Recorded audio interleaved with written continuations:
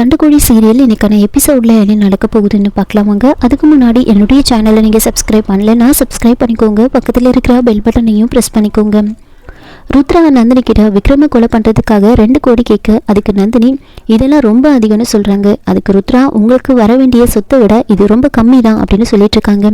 அப்போ நந்தினி சரி அந்த 2 கோடி கொடுக்குறேன், ஆனால் ஒரு கண்டிஷனும், கோர்ட்டில் விக்ரம் இறந்துட்டான் அப்படின்னு ப்ரூவ் பண்ணதுக்கப்புறம் தான் அந்த சொத்தெல்லாம் என்னோட பேருக்கு மாறும். அதுக்கப்புறம் தான் அந்த 2 கோடியை நான் உனக்கு கொடுக்க முடியும்னு சொல்ல ருத்ரா அதுக்கு ஓகே சொல்கிறாங்க. எனக்கு பணத்தை பற்றிலாம் கவலை கிடையாது, என்கிட்ட இந்த பொறுப்பை நீங்கள் ஒப்படைச்சிட்டீங்க. இதுக்கப்புறம் நான் இந்த விஷயத்தில் இறங்கிட்டேன்னா நான் பின்வாங்க மாட்டேன். நீங்களே ஸ்டாப் பண்ண சொன்னாலும் என்னால் நிறுத்த முடியாது அப்படின்னு சொல்ல, அதுக்கு புலிமுருகன் என்றைக்குமே இந்த விஷயத்தை நிறுத்த சொல்லி நாங்கள் சொல்லவே மாட்டோம் அப்படின்னு சொல்கிறாங்க. அப்போ நந்தினி புலிமுருகனை உன் கூட அனுப்புகிறேன், உனக்கு புலி எல்லா விதத்துலேயும் ஹெல்ப்ஃபுல்லாக இருப்பான்னு சொல்ல ருத்ரா அதெல்லாம் எனக்கு யாரோட உதவியும் தேவையில்லைன்னு சொல்கிறாங்க. கொஞ்ச நேரம் ருத்ரா யோசித்து பார்த்துட்டு சரி உங்களுக்கு அப்டேட் கொடுக்கறதுக்காக வேணும்னா நான் அவரை கூட்டிகிட்டு போகிறேன் அப்படின்னு புலிமுருகனை கூட்டிகிட்டு ருத்ரா கிளம்புறாங்க விக்ரமை தேடி.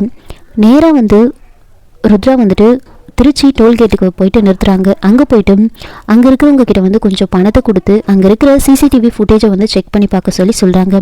விக்ரமோட கார் நம்பரை வச்சு அந்த கார் அந்த டோல்கேட்டை கிராஸ் பண்ணியிருக்கா இல்லையா அப்படின்னு செக் பண்ணி பார்க்க சொல்கிறாங்க. அவங்களும் செக் பண்ணி பார்த்துட்டு ஒரு டைமில் கிராஸ் ஆகிருக்கிறதா சொல்கிறாங்க. அங்கே கொஞ்சம் இன்ஃபர்மேஷன் எல்லாம் கலெக்ட் பண்ணிவிட்டு வெளியே புலிமுருகன் கிட்ட சொல்கிறாங்க. விக்ரமோட கார் இந்த டோல்கேட்டை தாண்டி போயிருக்கு, ஆனால் திரும்ப ரிட்டர்ன் வரல அப்படின்னு சொன்ன உடனே புலிமுருகன் அப்போது விக்ரம் திருச்சியில் தான் இருக்கான்னு சொல்கிறீங்க அப்படின்னு சொல்கிறாங்க. அப்போது ருத்ரா ஆனால் அவங்க அதுக்குள்ளே போனதுக்கு அப்புறமா எங்கேயும் ஏடிஎம் கார்டை ஸ்வைப் பண்ணலை, சோஷியல் மீடியாவில் எந்த ஒரு அப்டேட்டும் கிடையாது, அவங்களுக்கு எந்த மெயிலும் வரலை, போகவும் இல்லை, அவங்களுடைய மொபைலும் ஸ்விட்ச் ஆஃபில் இருக்குது. எப்படி டெக்னாலஜி இந்த அளவுக்கு இருக்கிற நேரத்தில் எந்த ஒரு அப்டேட்டும் இல்லாமல் எப்படி இருக்க முடியும் அப்படின்னு யோசிக்கிறாங்க. அப்போ புலிமுருகன் என்ன மேடம் சொல்கிறீங்க, அப்போது அவங்கள பற்றி எந்த ஒரு தகவலுமே இல்லையா அப்படின்னு யோசிச்சுட்டு இருக்காங்க. அதுக்கப்புறமா ருத்ராவும் புலிமுருகனும் நேராக ஒரு பிரிட்ஜு கிட்ட போகிறாங்க. புலிமுருகன் ருத்ரா கிட்ட இங்கே எதுக்கு மேடம் வந்திருக்கீங்க அப்படின்னு கேட்க, அப்போ ருத்ரா விக்ரம் மகா 2 பேரோட மொபைல் ஜிபிஎஸை செக் பண்ணி பார்க்கும்போது அவங்களுடைய மொபைல் இந்த இடத்துல தான் ஸ்விட்ச் ஆஃப் ஆகிருக்கு அப்படின்னு சொல்கிறாங்க. அப்போ புலிமுருகன் இந்த இடமா, இந்த இடத்துல அவங்க ஏன் வரப்போகிறாங்க அப்படின்னு சொல்ல, அதுக்கு ருத்ரா அவங்க எல்லா நேஷ்னல் ஹைவேஸையும் அவாய்ட் பண்ணிவிட்டு அவங்க இந்த மாதிரி ரூட்டில் தான் வந்திருக்காங்க, இங்கே தான் அவங்க மொபைல் ஸ்விட்ச் ஆஃப் ஆகிருக்கு அப்படின்னு சொல்ல, அப்போ புலிமுருகன் மேடம் என்ன மேடம் சொல்கிறீங்க, அப்போது ஒருவேளை ஆக்சிடெண்ட் ஆகிருக்குமோ அப்படின்னு கேட்குறாங்க. அதுக்கு ருத்ரா கண்டிப்பாக அதுக்கு வாய்ப்பு இருக்குது, நீங்கள் போயிட்டு இந்த பிரிட்ஜில் ஏதாவது ஆக்சிடெண்ட் ஆன தடையும் இருக்கான்னு பார்த்துட்டு வாங்க அப்படின்னு சொல்கிறாங்க. புலிமுருகனை அதை தேடி போயிட்டுருக்காரு. இன்னொரு பக்கம் மகா, சந்திரா, விக்ரம் இவங்க 3 பேரும் மார்க்கெட்டுக்கு வந்திருப்பாங்க. அங்கே சந்திரா நான் போயிட்டு பணத்தை கொடுத்துட்டு பத்திரத்தை வாங்கிட்டு வரதுக்கு கொஞ்சம் டைம் ஆகும், அதனால நீ காருக்குள்ளே இருமா அப்படின்னு மகா கிட்ட சொல்கிறாங்க. மகா ரொம்ப சோகமாக இருக்காங்க. அப்போ சந்திரா என்ன காவேரி ரொம்ப சோகமாக இருக்க, நீ வீட்டில் இருந்தால் மகாலட்சுமி வீட்டில் இருக்கிற மாதிரி எல்லாருமே ரொம்ப கலகலன்னு சந்தோஷமாக இருக்காங்க, நீ சந்தோஷமாக இருந்தால் அண்ணனும் அண்ணியும் சந்தோஷமாக இருக்காங்க, நீ சோகமாக இருந்தால் அவங்களும் சோகமாக இருக்காங்க, நீ தான் அவங்களுடைய உலகமே, நீ சந்தோஷமாக இருக்கணும், அதுதான் அவங்களுக்கு நிம்மதி அப்படின்னு சொல்ல, அப்போ மகா ரொம்ப சோகமாகவே உட்காந்துட்ருக்காங்க. சந்திரா நீ காவேரியை பார்த்துக்கோ, நான் போயிட்டு பணத்தை கொடுத்துட்டு பத்திரத்தை வாங்கிறதுக்கு கொஞ்சம் லேட் ஆகும், அது வரைக்கும் காரை விட்டு இறங்காத மாதிரி நீ பார்த்துக்கோ அப்படின்னு விக்ரம் கிட்ட சொல்லிட்டு அங்கேருந்து போகிறாங்க. அதுக்கப்புறமா விக்ரம் மகா கிட்ட ஏங்க இவ்வளோ சோகமாக இருக்கீங்க, நீங்கள் சந்தோஷமாக சிரிக்கணும் தானே அண்ணன் இந்த அளவுக்கு பேசிட்டு போகிறாரு, ஆனால் நீங்கள் ஏன் அமைதியாகவே இருக்கீங்களே, ஏன் இவ்வளோ சோகமாக இருக்கீங்க, இங்கே பாருங்கள் சோகன்றது ஒரு இன்ஃபெக்ஷன் மாதிரி, நீங்கள் சோகமாக இருந்தீங்கன்னா அது எனக்கும் தொத்திக்கும் அப்படின்னு சொல்ல, அப்போவும் மகா ரொம்ப அமைதியாக இருக்காங்க. இங்கே பாருங்கள் சோகமாக இருக்கிறவங்கள கூட சிரிக்க வச்சிடலாம், ஆனால் யார் என்ன பேசினாலும் சிரிக்கவே கூடாதுன்னு முடிவெடுத்திருக்கவங்க கிட்ட என்ன பேசினாலும் சிரிக்க மாட்டாங்க அப்படின்னு சொல்லிட்டு விக்ரம் திரும்பி உட்காந்துக்கிறாரு. அப்போ மகா சிரிக்கிறாங்க. அப்போ விக்ரம் என்ன இது சிரிக்கிறாங்க, நான் ஒன்றும் அவ்வளோ பெரிய ஜோக் எல்லாம் சொல்லலையே அப்படின்னு யோசிச்சுக்கிட்டே மகாவை பார்க்குறாங்க. அப்போ மகா தூரத்தில் குட்டி பசங்க எல்லாம் டான்ஸ் ஆடிட்டு இருப்பாங்க, அதை பார்த்து சிரிச்சிட்டு இருப்பாங்க. என்னங்க உங்களுக்கு அந்த மாதிரி டான்ஸ் ஆடுறதெல்லாம் பிடிக்குமான்னு கேட்குறாங்க.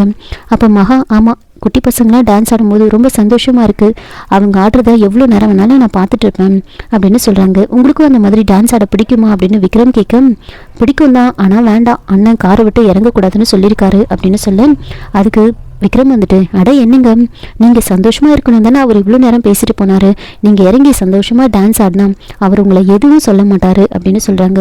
மகா இல்லைங்க பரவாயில்ல வேண்டாம், நான் கார்லேயே உட்காந்துக்கிறேன், அதுக்கப்புறம் அண்ணன் பார்த்தா பிரச்சனை ஆகிடும் அப்படின்னு சொல்ல, அப்போ விக்ரம் மகாவை ரொம்ப கம்பல் பண்ணி நீங்கள் வாங்க நீங்கள் ஒரு விஷயத்தை ஆசைப்பட்டுட்டா அதை நிறைவேற்றியே ஆகணும். முதல்ல நீங்கள் கார்லேருந்து இறங்குங்க அப்படின்னு சொல்லிட்டு விக்ரம் மகாவை இறங்கி கூட்டிகிட்டு வராங்க.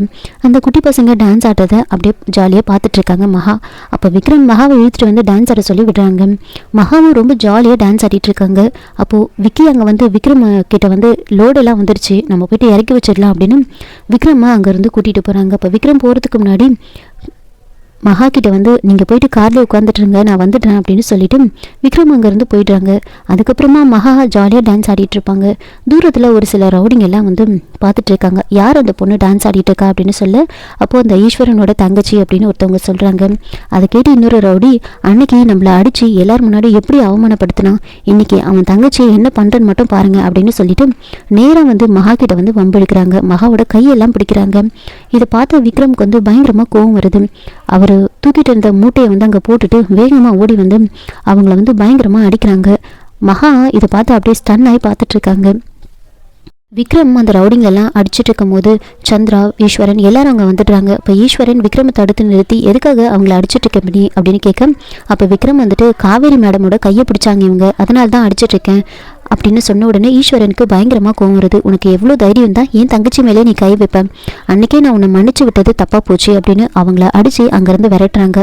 ஒழுங்கு மரியாதை இங்கேருந்து போயிடுங்க, என் தங்கச்சி இருக்கிற பக்கம் பார்த்தேன் நான், அவ்வளோதான் அப்படின்னு சொல்லிட்டு அவங்களெல்லாம் அங்கேருந்து விரட்டுறாங்க. சந்திரா விக்ரம் மேலே வந்து கோவப்படுறாங்க. எல்லாத்துக்கும் காரணம் நீ தான், நான் உங்ககிட்ட என்ன சொல்லிட்டு போனேன், தங்கச்சியை காரை விட்டு இறங்கக்கூடாது, கூடவே இருந்து பார்த்துக்கோன்னு சொன்னா இல்லையா, எதுக்காக இந்த மாதிரிலாம் நீ பண்ணுற அப்படின்னு விக்ரம் மேலே வந்து கோவப்படுறாங்க. விக்ரம் என்ன பதில் சொல்கிறதுன்னு தெரியாமல் அமைதியாக நின்றுட்டுருக்காங்க.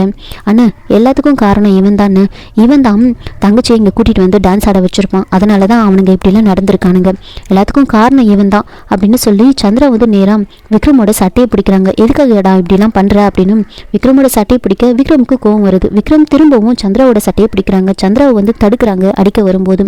அப்போது மார்க்கெட்டில் வந்து எல்லாரும் நின்று பார்த்துட்டு இருக்காங்க. எல்லாரும் பார்க்கறத பார்த்து சந்திராவுக்கு ஒரு மாதிரி ஆயிடுது. இன்னும் கோவமாக விக்ரம் அடிக்க போகும்போது விக்ரம் இன்னும் பயங்கரமாக வந்து தடுக்கிறாங்க. அப்போ மகாக்கு என்ன பண்ணுறதுன்னு தெரியாமல், அண்ணன் அவர் மேலே எந்த தப்பும் கிடையாது, நானாக தான் இறங்கி வந்து டான்ஸ் ஆடினேன் அப்படின்னு சொல்கிறாங்க. அப்போ சந்திரா, தேவையில்லாமல் யார் யாருக்கும் நீ வந்து சப்போர்ட் பண்ணுற வேலை வச்சுக்காத, இந்த மாதிரிலாம் நீ போய் பேசாத அப்படின்னு சொல்கிறாங்க. அப்போது மகா வந்துட்டு, இல்லை உண்மையாக அவர் மேலே எந்த ஒரு தப்பும் கிடையாது, அவர் எதுவும் பண்ணலை, நானாக தான் இறங்கி வந்து டான்ஸ் ஆடணும்னு ஆசைப்பட்டேன், அதனால தான் வந்து டான்ஸ் ஆடினேன், தயவு செஞ்சு அவரை விட்டுருங்க, அவர் மேலே எந்த ஒரு தப்பும் கிடையாது அப்படின்னு சொல்கிறாங்க. அப்போ சந்திரா மகா மேலே ரொம்ப கோவப்படுறாங்க. இங்கே பாரு, உன் வயசுக்கு தகுந்த மாதிரி நடந்துக்கும், யார் யாருக்கோ தேவையில்லாமல் இந்த மாதிரிலாம் நீ சப்போர்ட் பண்ணிட்டு இருக்காத அப்படின்னு கோவப்படுறாங்க. இதை கேட்டு மகா அழுதுகிட்டே அங்கேருந்து போயிடுவாங்க. அப்போ ஈஸ்வரன் விக்ரமை விட சொல்லி சந்திரா கிட்ட சொல்லிட்டு இருக்காங்க. இதோட இந்த எபிசோடை வந்து முடிச்சிருக்காங்க. என்னோட ரிவ்யூ பிடிச்சிருந்தால் லைக் பண்ணுங்கள், மறக்காமல் சப்ஸ்கிரைப் பண்ணுங்கள். தேங்க்யூ.